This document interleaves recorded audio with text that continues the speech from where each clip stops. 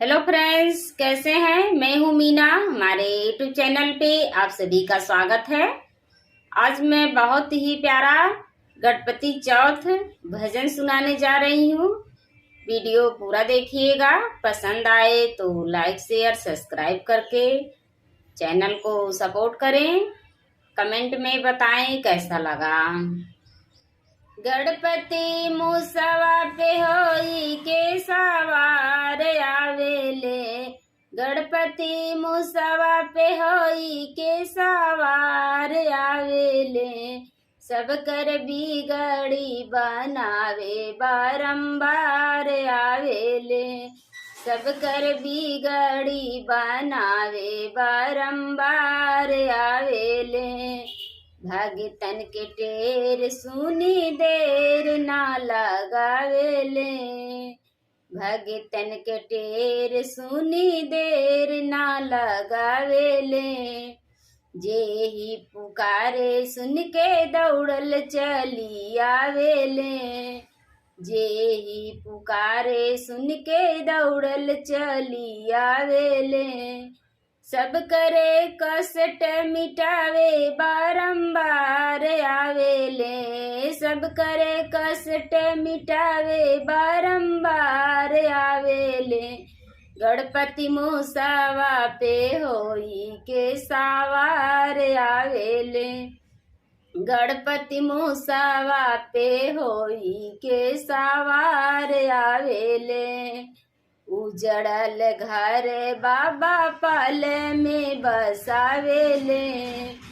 उजड़ल घर बाबा पाल में बसावेले। बाझिन के गोदिया में फूलवा खिलावेले। बाझिन के गोदिया में फूलवा खिलावेले। गरीबन के भारी भंडार आवेले। गरीबन के भारी भंडार आवेले। गणपति मुसवा पे होई के सवार आवेले। गणपति मुसवा पे होई के सवार आवेले।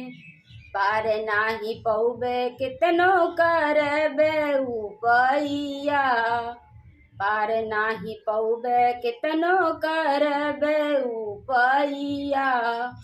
गौरा के लाल आके करेले सहाइया। गौरा के लाल आके करेले सहाइया। आपन कृपा बरसावे बारंबार आवेले।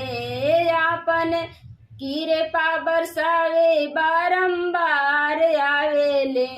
गणपति मुसवा पे होई के सवार आवेले। गणपति मुसवा पे होई के सवार आवेले। सब करे बिगड़ी बनावे बारंबार आवेले। सब करे बिगड़ी बनावे बारंबार आवेले। गणपति मुसवा पे होई के सवार आवेले। गणपति मुसवा पे होई के सवार आवेले।